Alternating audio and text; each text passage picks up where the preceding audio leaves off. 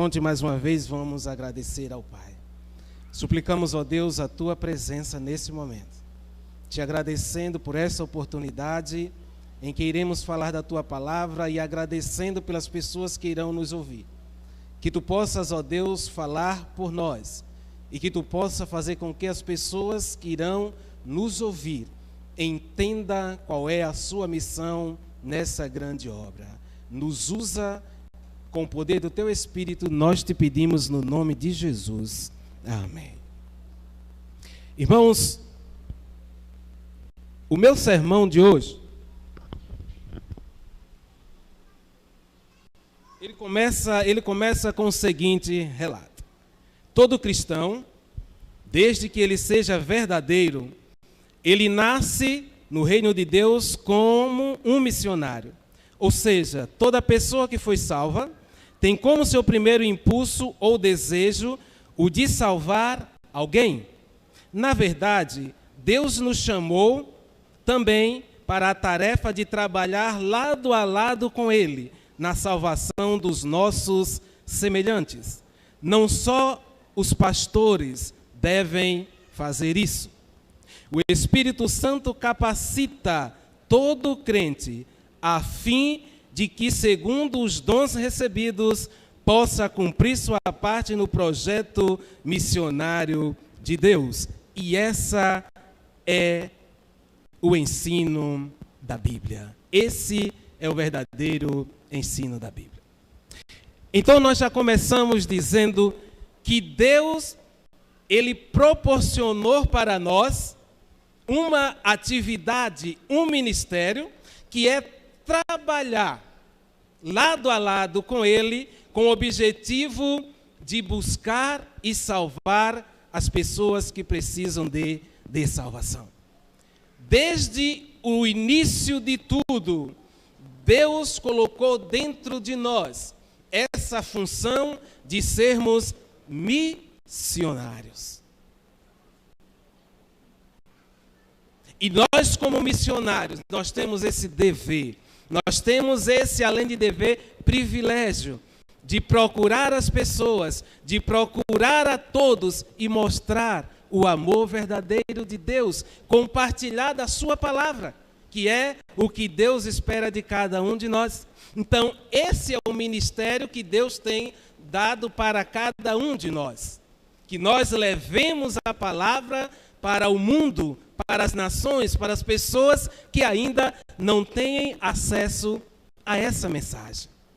Então a responsabilidade, ela não é só de pastor em salvar pessoas. Ela é minha e ela é sua também. É o teu ministério, é o meu ministério, é o ministério da igreja, representada por nós, membros da mesma igreja.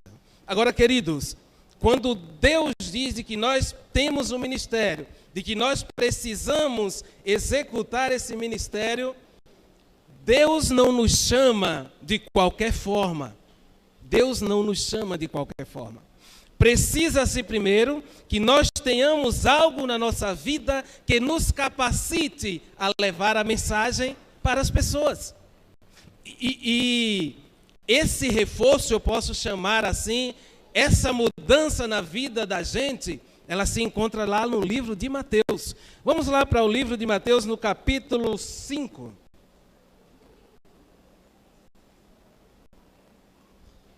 Mateus capítulo 5, os versos 13 e 14. E olha que mudança nós precisamos ter na nossa vida para então executar o nosso ministério. Mateus no capítulo 5, os versos 3, 13 e 14.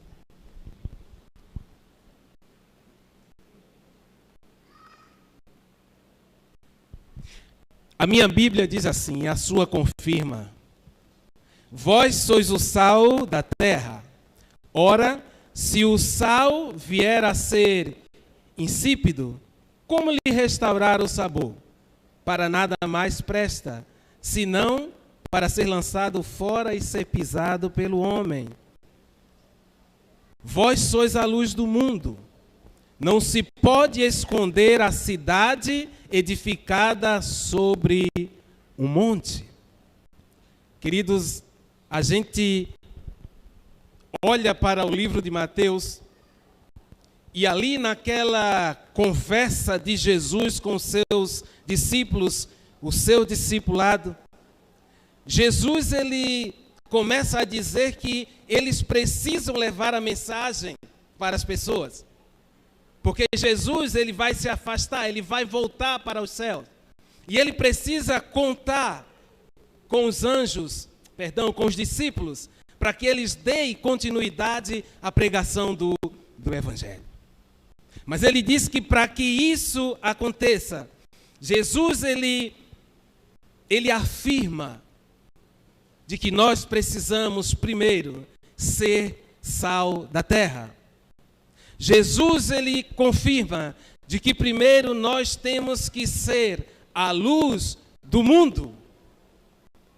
Agora, quando a Bíblia ela fala, queridos, em ser o sal da terra, a Bíblia ela está se referindo unicamente ao nosso caráter, unicamente e principalmente ao nosso caráter, a um caráter de cristão.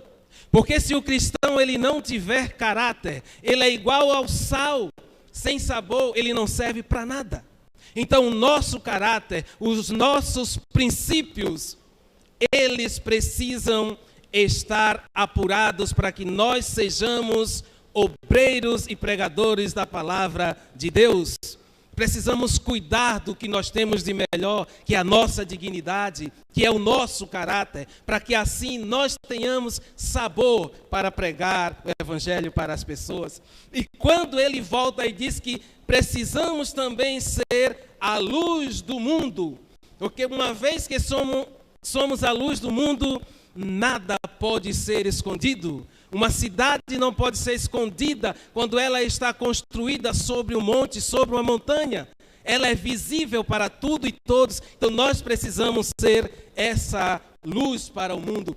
E quando a Bíblia coloca de que nós precisamos ser luz para o mundo, ela está dizendo que aqui, precisamente, está levando em conta o nosso comportamento.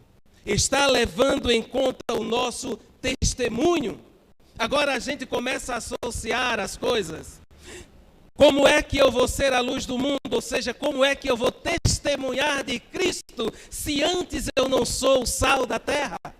Como que eu vou testemunhar de Jesus se eu não tenho um caráter, se eu não tenho dignidade? Por isso que para entrarmos em um processo de sermos servos condutores da mensagem, nós precisamos primeiro ser sal da terra e luz para o mundo. Termos posição, termos caráter, termos dignidade, e assim com a nossa dignidade, o nosso caráter, nós estamos aptos para sermos a luz para este mundo. E quando Deus diz que nós precisamos ser a luz do mundo, é porque quando a luz ela é colocada em pontos estratégicos, quando a luz ela é colocada em lugares principais, ela tem a oportunidade de alumiar ou iluminar todas as partes sem que haja nenhum foco de escuridão. É por isso que nós precisamos ser essa luz para o mundo, pregar o Evangelho, testemunhar do amor de Cristo na nossa vida, servirmos de testemunhas para o Evangelho eterno. Agora, em que momento nós precisamos ou podemos ou nos tornamos essa luz para o mundo? A gente vai lá no livro de Atos, um pouquinho aí mais para frente, Atos no capítulo 1 e o verso 8. Atos no capítulo 1 e o verso 8. A Bíblia nos diz exatamente qual é o momento em que nós, como cristãos, nos tornamos a luz para o mundo. E olha que a resposta ela é magnífica. A resposta ela é excepcional. E a Bíblia diz aí em Atos 1, no versículo 8, que nós seremos luz para o mundo a partir do momento em que nós recebermos o poder e ao descer sobre nós o Espírito Santo. Esse é o momento em que nós podemos nos tornar uma luz para o mundo, mas recebereis poder ao descer sobre vós o Espírito Santo e sereis minhas testemunhas, tanto em Jerusalém como em toda a Judéia, Samaria e até aos confins da terra.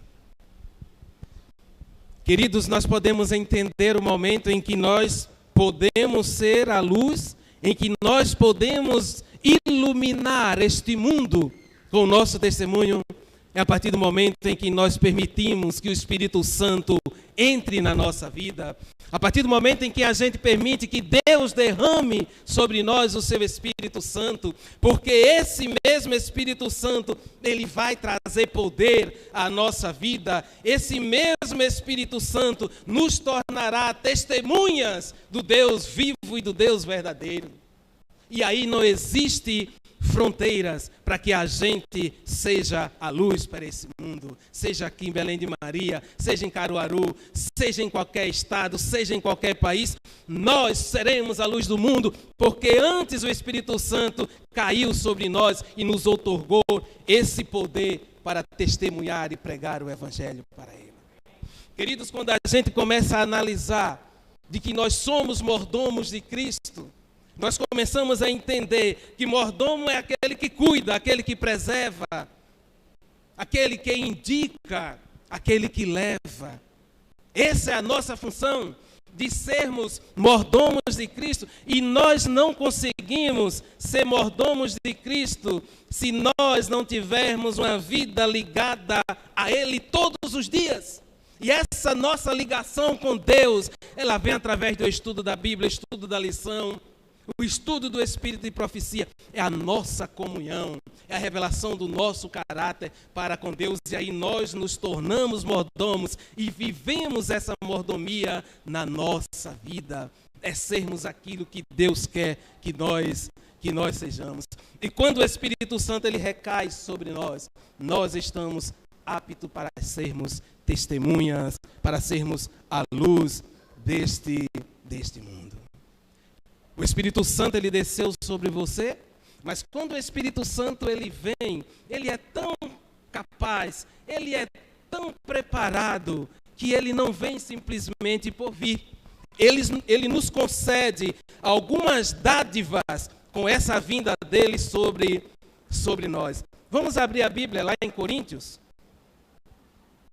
1 Coríntios, no capítulo 12, versos de 7 a 11. 1 Coríntios 12, ele diz aqui quais são essas dádivas que o Espírito Santo, ao cair sobre nós, ele traz sobre cada um de nós. 1 Coríntios, no capítulo 12, os versos de 7 a 11, a Bíblia diz assim, querido: a manifestação do Espírito Santo, ela é... Deixa eu voltar aqui que eu me perdi. A manifestação do Espírito Santo, ela é concedida a cada um visando a um fim proveitoso. Ou seja, tem um propósito, e esse propósito é, porque a um é dada mediante o Espírito a palavra de sabedoria. Uma primeira dádiva que o Espírito Santo traz para nós é a sabedoria. A outro, segundo o mesmo Espírito, a palavra do conhecimento. O outro, no mesmo Espírito, ele dá a fé. O outro Espírito, ao outro, o mesmo Espírito, ele dá o dom da cura. A outro, operações de milagres. A outro, profecia. A outro, discernimento do Espírito, de espíritos. A uma variedade de línguas.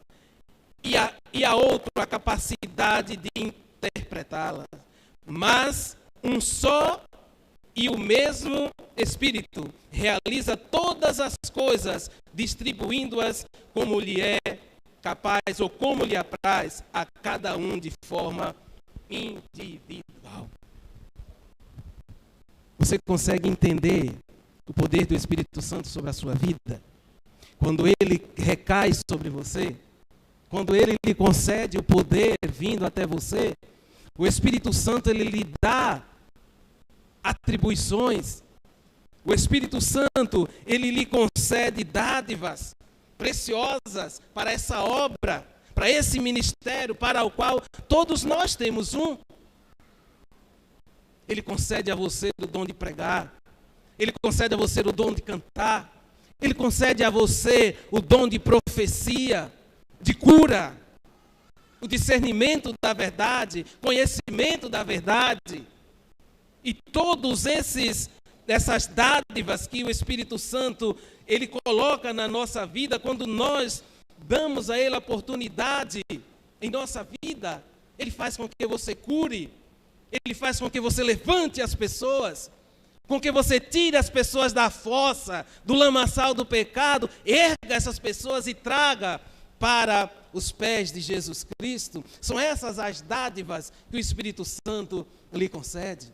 Qual a dádiva que nós temos recebida do Espírito Santo?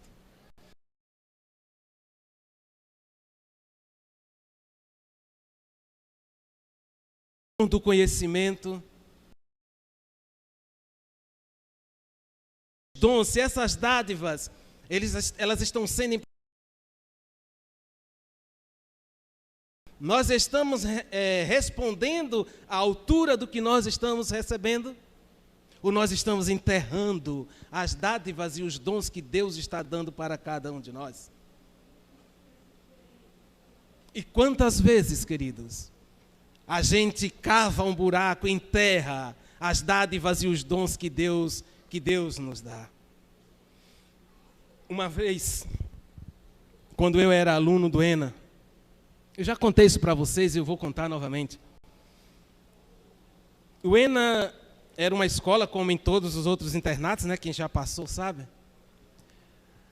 Pessoas com muitos talentos. E o ENA não era diferente. E no ENA, muita gente sabia cantar. E cantava muito bem. Muito bem. Mas houve um momento ali em que aquelas atividades na igreja, elas estavam se tornando competição. Competição. E as coisas já não funcionavam mais como eram antes. E um dia lá, em um desentendimento, eu disse que não iria cantar. Disse que eu não iria, não fui cantar, e naquele sábado ficou sem música, porque eu não fui cantar. Aí você imagina, né? A confusão foi maior ainda, né? Porque eu não fui cantar.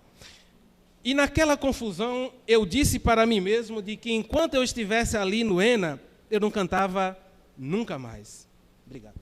Eu não cantava nunca mais. E levei adiante o meu propósito, a minha decisão. Eu recebia convites para cantar, eu recebia convites para fazer meditação de pôr do sol, nas capelas, e eu recusava. Mas, queridos, quando Deus Ele te dá a oportunidade de você ser quem Ele quer que você seja, quando Deus te dá a oportunidade de você usar os seus dons, os seus talentos, as suas dádivas dadas pelo Espírito Santo, Deus Ele responde, Deus Ele te cobra, porque Ele te deu, porque você tem capacidade. E em um belo dia de sol, período de férias, nós resolvemos o colégio resolveu levar os alunos para a praia. Só ficavam os alunos bolsistas, né? E como eu era eu estava nesse meio, não tinha férias. E nós fomos para a praia. No caminhão, ainda lembro, o caminhão era o caminhão do nosso... Era da escola, né? Do nosso amigo Veloso dirigia. E naquela euforia, nós colocamos as barras de futebol em cima do caminhão. E quando nós chegamos lá, a primeira coisa que nós fizemos foi, lá em Porto de Galinhas, foi montar as barras, né, e começar a jogar. E nós chegamos por volta das 9 horas mais ou menos, e nós jogamos até quase 1h da tarde. E nesse período em que nós terminamos de jogar, nós resolvemos tomar banho. E quem conhece, né, Porto de Galinhas, tem uma pequena ilhazinha, né, que você atravessa para lá, né, quem já foi lá. Porto de Galinhas. Eu acredito que é, se eu não estiver enganado. E nós começamos ali a tomar banho. Vamos atravessar, e nós fomos atravessar. Eu tenho um problema que é um problema de cãibra no meu corpo. Até no meu maxilar, às vezes eu estou falando, se vou bocejar, ele trava, dói, se eu for mexer, ele quebra. E aí eu esqueci desse meu problema e eu comecei a atravessar. No meio daquela travessia, minhas pernas travaram, as duas, e eu não conseguia nadar. E com o peso das pernas travadas, da cãibra, eu comecei a ficar em pé e comecei a afundar no meio daquela travessia. E aí o desespero, eu comecei a gritar por socorro. Para resumir, eu sei que, como eu já estava mais para lá do que para cá, quem foi me socorrer resolveu me levar para lá. E aí a maré já estava enchendo, E a preocupação era como retornar agora. Mas do nada, apareceu um barco de pescadores. E nós gritamos, nós chamamos, e eu acredito, eu tenho certeza, que pela mão de Deus, aqueles homens ouviram nossos gritos, e eles vieram ao nosso alcance, ao nosso encontro. E lá nós contamos as histórias e pedimos que eles nos atravessassem. E ele disse, eu não sei como você conseguiu encontrar alguma coisa lá embaixo. Porque naquela minha luta, naquele meu desespero, a minha mente dizia assim, desce, encontra alguma coisa firme, faz impulso e sobe. Que eu queria tirar pelo menos a água chegasse à minha cintura e eu conseguisse deitar para boiar. E ele disse para mim, olha, eu não sei o que aconteceu, nem o que você encontrou, mas eu tenho certeza que se esse barco aqui, ele afundar aqui, não fica nada de fora. Mas o fato é que, em uma das vezes em que eu dei ouvido a essa voz que falava para mim, eu desci e encontrei alguma coisa lá embaixo. Então eu me agachei o máximo que pude, fiz impulso, consegui tirar metade da minha cintura dentro d'água, eu deitei e comecei a boiar. Mas mesmo assim, com a cãibra, eu não estava conseguindo. Mas foi o período que as pessoas chegaram lá e me socorreram. Mas, querido, tem uma coisa que eu quero dizer para vocês. Naquele momento em que eu estava subindo e descendo, tomei muita água, estava quase perdendo as forças. Eu ouvi, quando uma voz falou ao meu ouvido, dizendo de que eu não podia deixar de trabalhar para Deus. Eu não podia deixar de cantar na igreja para Deus. Vocês entendem? E eu não sei como. Eu comecei a cantar aquela música do Inário, lá mesmo dentro d'água. Faze-me ouvir bem manso, bem suave a murmurar. Essa é a música da minha história, é o hino da minha história. Então você entende, queridos, quando nós nos comprometemos com Deus, quando Deus nos dá dom, quando Deus nos dá dádiva, Deus quer que nós cumpramos com aquilo pela qual nós nos comprometemos para com Ele. Aceita a dádiva que Deus está colocando sobre ti. Agora, quais são os dons que Deus ele dá para nós? E aí, quando eu digo dons para nós, eu estou me referindo à igreja. Quais são os dons de capacitação que Deus dá para a igreja e quais são os objetivos desses dons? Vamos abrir a Bíblia, lá no livro de Efésios, um pouquinho aí mais para frente.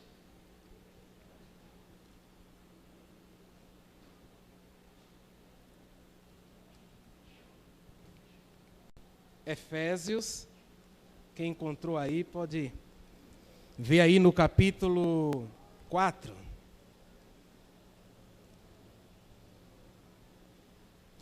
Efésios no capítulo 4, os versos de 11 a 15, ele diz quais são os dons, de capacitação da igreja e qual é o objetivo desses dons.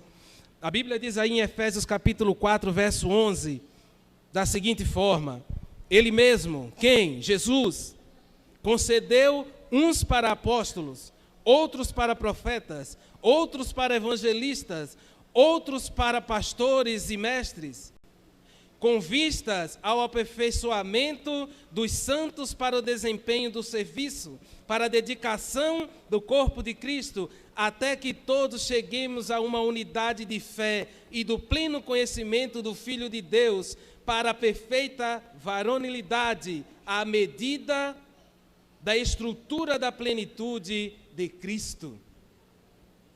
E ele diz mais: e para que não mais sejamos como meninos agitados de um lado para o outro e levados ao redor por todo o vento de doutrina, pela artimanha dos homens, pela astúcia com que induzem ao erro, mas seguindo a verdade em amor, cresçamos em tudo naquele que é o cabeça, Cristo Jesus.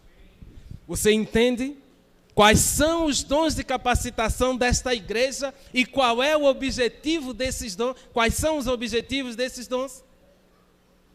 É porque Cristo, Ele nos concede, Ele te faz de apóstolo. Cristo, Ele te faz um evangelista.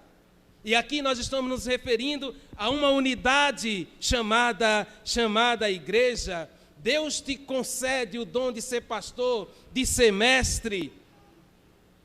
Deus, Ele te dá o poder de desempenhar essa função dentro da igreja. Por isso que Deus coloca de que esses dons aqui, eles são propositalmente utilizados dentro da igreja, para que a igreja, ela se torne, como na realidade ela é, um corpo, o corpo de Cristo, e nós como seus membros, trabalhemos em função do crescimento dessa igreja, trabalhemos em avanço à pregação do Evangelho. Agora, queridos, entre todos esses dons que Deus concede para nós, que nós já vimos até aqui, existe um dom principal para Deus. Você sabe qual é esse dom? Existe um único dom que Deus considera o principal em toda essa história. Veja aí a sua Bíblia em 1 Coríntios.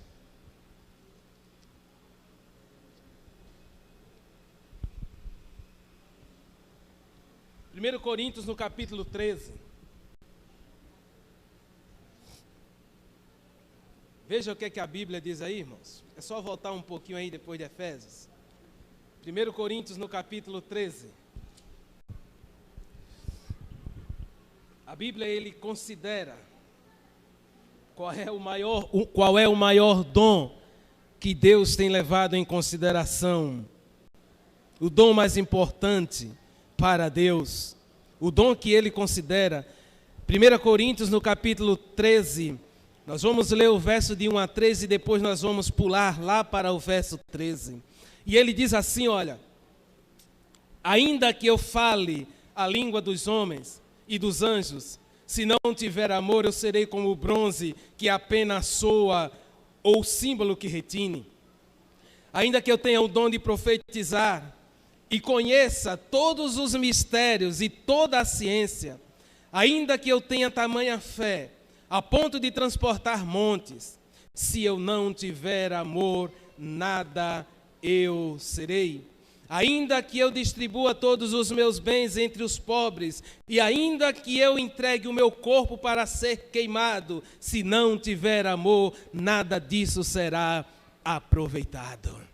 Ah, queridos. Agora vamos para o verso 13, lá embaixo. Ele diz assim: sabe por quê? Porque agora permanece a fé, a esperança e o amor. Mas destes três, porém, o maior deles é o amor. Irmãos, a Bíblia é bem clara em dizer que todos os dons que eu tenha, todas as dádivas que eu receba, todos os dons que a igreja adquira, eles não valem de nada se antes de eu tê-los, eu não colocar em prática o amor verdadeiro de Deus. E se aí nós formos fazer um parêntese, dentro desse amor de Deus, nós vamos ter infinitas resoluções ou infinitos conceitos do que seja esse amor de Deus. Queridos, é o dom mais importante para Deus. É o dom mais essencial para Deus, é o amor, que você ame, que você aceite, motivado pelo amor, a ajudar as pessoas, ajudar aos pobres, ajudar aos necessitados. E você, quando a gente olha para esse dom chamado amor, a gente começa a olhar a parábola lá de Mateus 25, do 31 ao 46, se eu não estiver enganado, quando Deus ele diz que nós, através do amor, nós precisamos prestar assistência às pessoas, que lá no momento ele vai dizer, as pessoas que tiveram fome vocês não deram de comer, as pessoas que precisaram de visita e vocês não visitaram. E isso só pode acontecer se antes nós tivermos dentro de nós esse dom especial que é o amor de Cristo dentro do nosso coração. Ainda que você fale línguas, ainda que você dê todo o seu dinheiro, todos os seus bens, ainda que você queime o seu corpo por amor de Cristo, nada disso adianta se você antes não tiver o amor de Deus dentro da sua vida. E quando nós colocamos o amor de Deus nesse contexto, ele se amplia, porque o amor de Deus ele não está apenas se referindo à pregação do Evangelho. Esse dom de Deus chamado amor, ele não se refere apenas a questões eclesiásticas, ele se abrange a todas as esferas, a todas as situações, para todas as circunstâncias. O verdadeiro amor de Cristo dentro do nosso coração, ele muda o ser humano, ele muda a vontade, a capacidade de pensar, de entender e de fazer, quando nós permitimos que o amor de Deus entre na nossa vida. E o principal, a partir do momento que nós aceitamos esse amor de Deus na nossa vida, nós conseguimos amar o nosso próximo, amar o nosso semelhante. E você sabe o que significa a palavra amor? Amar é a capacidade que você tem de socorrer as pessoas, de auxiliar as pessoas, de ajudar as pessoas, na mesma proporção que você tem capacidade de ajudar a você mesmo. Isso é amor, isso é amar. É quando eu faço pelos outros aquilo que eu faço com a mesma intensidade para mim mesmo. Isso é amar, isso é amor, e é isso que Deus quer que nós tenhamos dentro do nosso coração. Ou isso, ou o céu não estará ao nosso alcance. Ou amamos, ou não iremos para os céus. Ou amamos, ou não adianta pregar o Evangelho. Ou amamos, ou de nada adianta esse ministério que Deus tem colocado desde o início na minha e na tua vida. Que ministério você tem desempenhado na casa de Deus? Mas, queridos, quando nós descobrimos que temos tantos dons, tantos talentos, e nada fazemos para que esses talentos, esses dons, eles sejam usados. Deus, ele tem um desejo, querido, no coração dele. Sabe qual é o desejo de Deus em relação aos dons que nós recebemos? Vamos aqui para o livro de Timóteo, 1 Timóteo, um pouquinho aí para frente. 1 Timóteo ali no capítulo 4, verso 14. 1 Timóteo, capítulo 4, verso 14. Deus, ele diz qual é, o que é que ele espera de nós em relação aos nossos dons. E a Bíblia, ela diz assim, olha, não te faças negligentes, olha só, não te faça negligente para o dom que há em ti, o qual foi concedido mediante profecia, com a imposição de mãos do presbítero, ou presbitério. Queridos, não te faças, não rejeite esses dons que Deus está dando para você. É essa advertência que Deus faz, esse é o desejo de Deus. Busque, apegue-se, agarre a esses dons que eu estou te dando. Não negligencie esses dons que eu estou te dando, porque a negligência a esses dons é o ponto crucial para você não ir para os céus. A negligência ao pedido de Deus, ao chamado de Deus, te impede de ir para os céus. Não te faças negligentes para com os dons que Deus está te dando. A partir do momento que nós descobrimos os nossos dons, veja o que é que Ele faz na nossa vida, e é por isso que Deus pede que a gente não escanteie esses dons, porque Ele promove fortalecimento espiritual, Ele dá maturidade, Ele dá alegria, Ele dá paz, Ele prepara a vida do cristão para a volta de Jesus. É isso que os dons que nós temos nos faz, e Deus Ele diz, não ignore, porque são eles que vão te preparar para encontrar comigo nas nuvens dos céus. Agarrem-se a eles, apeguem-se a eles, porque eles vão te levar para os céus. Queridos, quando nós nos batizamos, a Bíblia diz, claro e alto, o que é que acontece conosco quando nós nos batizamos. Você quer ver? Vamos lá para o livro de Pedro, 1 Pedro, lá no finalzinho da Bíblia. Lá. 1 Pedro, no capítulo 2, e o verso 9. Pedro 2, 9.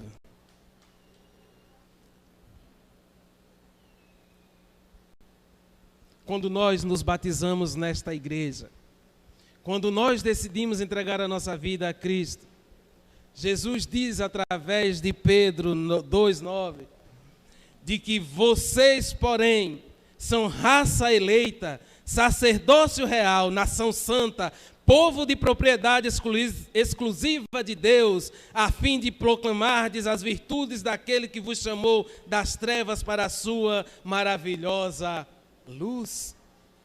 Você é sacerdócio real, você é nação santa, você é pessoa eleita de Deus, a pessoa que Deus tirou das trevas e trouxe para a luz. Esse é você. Quando você se batiza, você está pedindo a Deus que Deus transforme você em uma nação santa, em uma pessoa escolhida para Ele, em uma pessoa que Ele vai tirar das trevas e trazer para a luz da verdade, e viva essa luz, a luz da verdade.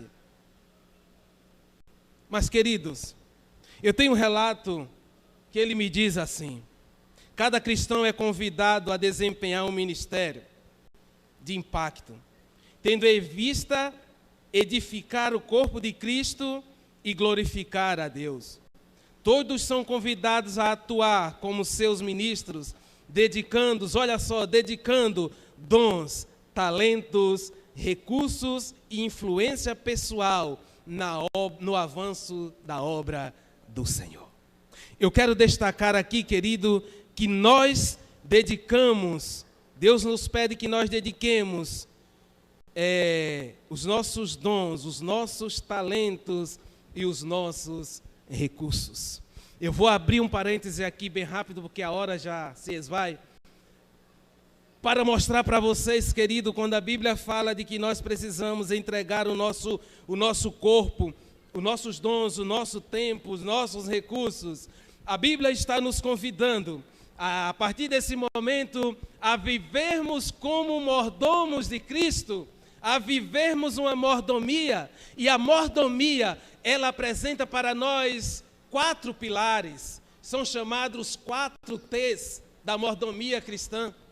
E nesses 4 T's, nós temos o templo, nós temos o tempo, o talento e o tesouro de Deus. Agora você me diz como que nós vamos pregar o Evangelho, levar a mensagem, se antes nós não conseguimos ser mordomos de Cristo, se nós não estamos envolvidos com esse ministério de mordomia, se nós não temos uma vida contrita com Deus, se o que nós fazemos não agrada a Deus, se o que nós falamos não agrada a Deus, como que nós vamos cuidar desse templo, desse tempo, desse talento e desse tesouro? Não existe como. se antes nós não tivermos uma vida ligada a Deus. E quando nós nos ligamos a Deus, nós entendemos que um dos pilares da mordomia, o templo, Deus se refere ao nosso corpo como morada principal de Deus e do Espírito Santo. É um dos pilares da mordomia cristã, de vivermos em unidade com Cristo, é o templo, é o que eu sou, a morada de Deus, a morada do Espírito Santo. E o que nós temos feito com essa morada, com esse templo, com o nosso corpo? O segundo pilar é o tempo. Qual o tempo que nós temos dedicado para Deus? É apenas aquele tempo de 3 versículos bíblicos toda manhã? Como nosso momento com Deus? Não, queridos. Quando Deus se refere ao tempo, Ele quer que você fale com Ele, que você comungue com Ele, que você discuta com Ele, que você peça para Ele. E uma das maiores referências de tempo, Deus Ele nos deu aquele lá, o sábado, como dia de adoração ao seu santo nome. Deus Ele tirou um tempo exclusivo entre Ele e nós, a nós prestarmos a Ele toda a dedicação, e esse tempo foi o sábado. O terceiro pilar, o talento. Queridos, e aqui nesse talento, Deus Ele pede que o nosso talento ele seja multiplicado, a multiplicação desse talento. E aí, algumas pessoas que pregam, elas geralmente elas atribuem esse talento apenas à questão eclesiástica. Eu prefiro ir um pouco além. Eu não me resumo apenas a talento somente aqui na questão eclesiástica, questão de igreja, porque a multiplicação do nosso talento, ela pode se abranger a muitas coisas. A pessoa que você é, a sua capacidade de fazer, de atender, de atuar, o seu talento como profissional, multiplicar esse talento. E Deus Ele diz assim, queridos, que bem-estar, servo bom e fiel, tu foste fiel no pouco, sobre o muito eu vou te colocar, eu te colocarei. Então Deus Ele exige, querido, que esse nosso talento, ele seja multiplicado, que esse nosso talento, ele não só fique dentro da igreja, mas ele se expanda mundo afora. E queridos, esses 4 pilares da mordomia cristã, ele tem uma ligação direta com os 4 pilares da nossa vida cristã. E aí, nesses pilares da vida cristã, a gente encontra algumas divergências, né? Mas nós temos aqui 4 pilares principais da vida cristã, que é a adoração, que é a comunidade, a caridade e a expansão. A adoração, querido, a gente não consegue viver em unidade, em mordomia com Cristo, se nós não temos adoração a Ele, se nós não prestamos adoração. Nós não conseguimos viver como mordomos se nós não estamos inseridos ou não inserimos essa comunidade em nosso meio. Nós não conseguimos ser mordomos de Cristo se nós não colocamos em prática a caridade. Você sabe o que é caridade? Caridade é a prática atuante do amor. Isso é caridade. E como é que nós vamos viver um amor se nós não temos comunhão com Cristo? E o outro pilar é a expansão. Querido, a Bíblia diz que nós não podemos deixar as coisas dentro da igreja. Nós precisamos expandir aquilo que a igreja mostra, aquilo que a igreja tem, aquilo que a igreja prega. Quando eu junto os pilares da mordomia com os pilares da vida cristã, eu me torno um mordomo. Eu cuido, eu zelo, eu preparo tudo para Deus. E aí, queridos, eu quero dizer uma coisa para vocês. Quando você se torna um mordomo, quando você tem uma vida contrita com Deus, dízimo, oferta, e pacto, eles são apenas uma influência, eles são apenas um resultado da sua vida de relacionamento com Deus. Porque quando você não dá dízimo, quando você não dá oferta, não é porque você não quer, não é porque você não está trabalhando, é porque o seu relacionamento com Deus não está nada bem. Você precisa se relacionar com Deus, porque se você tem uma vida de mordomo para com Cristo, aí sim, ou a oferta, o dízimo, o pacto, ou qualquer outra coisa mais, é o resultado da sua comunhão com Deus. Eu quero finalizar nessa manhã, levando vocês ao último texto dessa nossa pregação. É justamente o texto que mostra que Deus ele tem um objetivo na nossa vida. E que esse objetivo na nossa vida se transforma em missão dele dada para nós. E você sabe qual é a missão que você recebeu de Deus? Você sabe o que é que Deus quer de você, além de tudo isso que nós já falamos aqui? Abra sua Bíblia lá no livro de Mateus.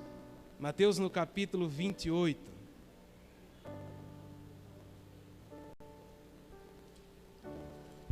Mateus no capítulo 28 está o segredo do maior objetivo para o qual Deus te dá uma missão, um ministério. Mateus no capítulo 28, os versos 19 e 20. E a Bíblia diz, querido, que a missão que nós recebemos de Jesus para os dias de hoje é: ide, portanto, fazei discípulos de todas as nações, batizando-os em nome do Pai, do Filho e do Espírito Santo, ensinando a guardar todas as coisas que vos tenho ordenado, e eu estarei convosco todos os dias até a consumação dos séculos. Querido, essa é a missão mais importante de Deus para com você. A missão que Jesus dá para nós hoje, para o Israel espiritual, é de irmos levar, pregar a mensagem. Nós não podemos recusar essa missão, porque se nós recusarmos essa missão, nós estamos nos omitindo em muitas coisas, como Israel do passado, ele se omitiu. Nós precisamos pregar a mensagem a toda a nação, porque quando nós pregamos, nós batizamos, e essas pessoas que são batizadas, elas são batizadas em nome do Pai, do Filho e do Espírito Santo, e quando elas saem dali do batismo, elas são chamadas de povo povo especial de Deus, nação santa, escolhida por Deus. É esse tipo de pessoas que Deus quer trazer para si, para eleger essas pessoas como sacerdotes reais, para trazer essas pessoas, tirando das trevas para a luz verdadeira de Cristo.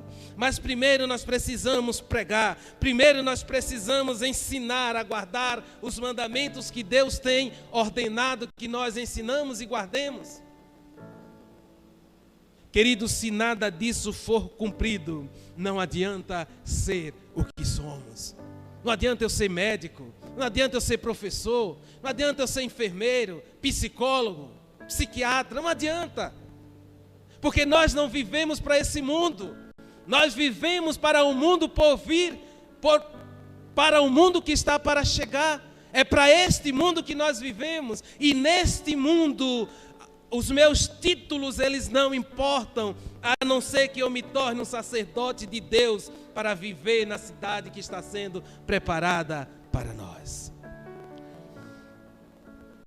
Eu pergunto nessa manhã para nós, quais são os nossos talentos? Quais são os dons que nós temos recebidos? O que nós estamos fazendo com os dons que a igreja tem? Deus, ele precisa de nós. As alianças feitas no Velho Testamento com o povo de Israel,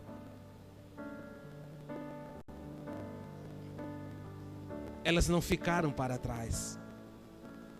Embora tenham sido alianças do Velho Testamento, elas estão em contrito DNA com a aliança do Novo Testamento. Vocês lembram quando Deus escreveu os 10 mandamentos lá no Monte Sinai, naquela tábua de pedra, e deu para o povo? Na velha aliança, a nova aliança, Deus, ele está insistindo que nós escrevamos a lei dele dentro do nosso coração. Então a gente precisa acabar com esse negócio que a gente ouve muito de que a velha aliança já passou, já acabou. Não acabou, querido. Deus estava preparando e mostrando lá o que tem que ser concretizado aqui. Você lembra quando Deus mandou construir uma serpente para que as pessoas, quando fossem mordidas, olhassem para ela e fossem curadas? Deus estava mostrando lá na velha aliança de que nessa nova aliança nós precisamos olhar para Cristo à medida que nós formos sufocados, mordidos, apedrejados, seja lá qual for a situação. Olhe para Cristo. Deus lá estava mostrando a exercitação da fé do povo, pedindo que hoje nós também exerça a nossa fé sobre Ele. Queridos, Deus tem uma missão. A missão é ir pregar o Evangelho. Você tem feito? Ou você tem enterrado os dons, os talentos que Deus tem dado para você? Eu faço o voto de que os nossos dons, que os nossos talentos, eles estejam sendo usados e bem aproveitados por cada um de nós. Porque se você enterrar os seus talentos, você não terá parte no reino de Deus. Se eu enterrar as minhas dádivas, eu não terei parte no reino de Deus. Que Deus nos abençoe. Que Deus coloque dentro do nosso coração esse desejo ardente de que com os dons e os talentos que Ele nos deu, levar essa mensagem ao mundo que precisa ser resgatado do pecado e levado para os céus. Que Deus nos abençoe. Vamos colocar de pés e vamos repetir novamente a música 330 do nosso cenário.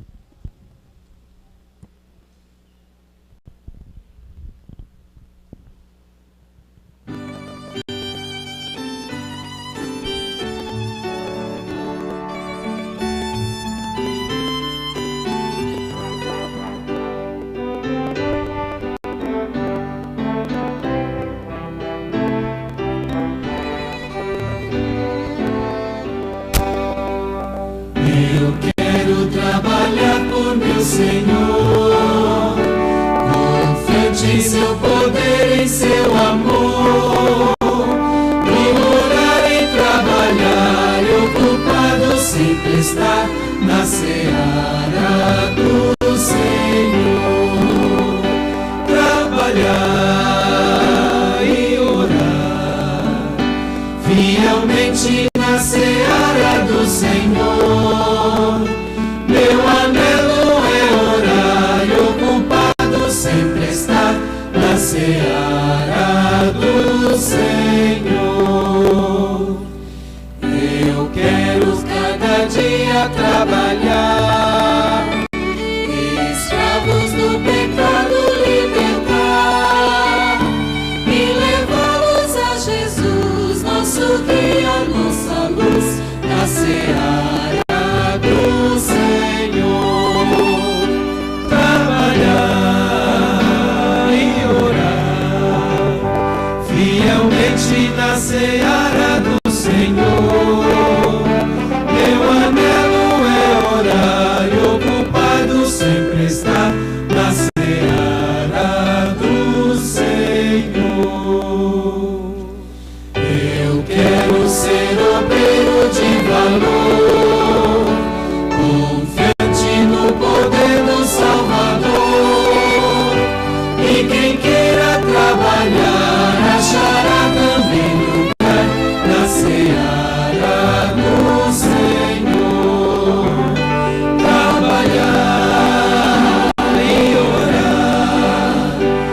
fielmente na seara do Senhor. Meu anelo é orar e ocupado sempre estar na seara do Senhor.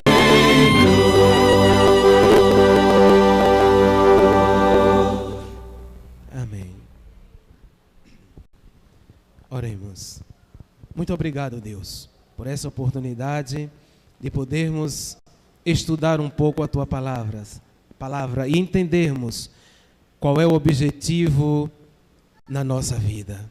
Apenas pedimos de que Tu nos transforme em pregadores da Tua palavra. Nos use para a Tua obra, para que concluamos esta mensagem e assim apressemos a Tua grande volta. Nos perdoa, nos toma em Teus braços de amor. E muito obrigado por essa oportunidade. Nos leve em paz para os nossos lares.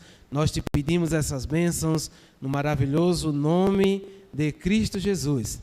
E suplicamos de que não esqueça de escrever o nosso nome no teu livro de vida como candidatos para as mansões celestiais. É no nome dele que te pedimos hoje e sempre. Amém.